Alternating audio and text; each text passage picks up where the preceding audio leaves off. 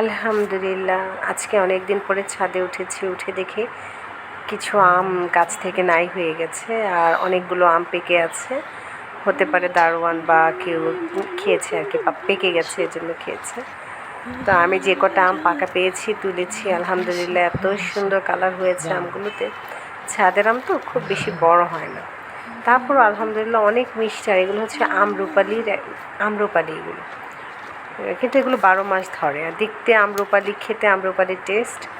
ছোট ছোট সাইজ, কিন্তু খুব মজা।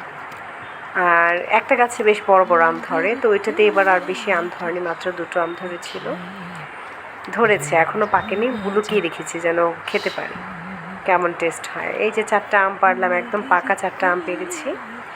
তারপরে আবার কয়েকটা পেয়ারাও পেরেছিলাম। ছাদে উঠেছি। আসলে ছাদে না কিছু গাছ থাকলে অনেক ভালো লাগে।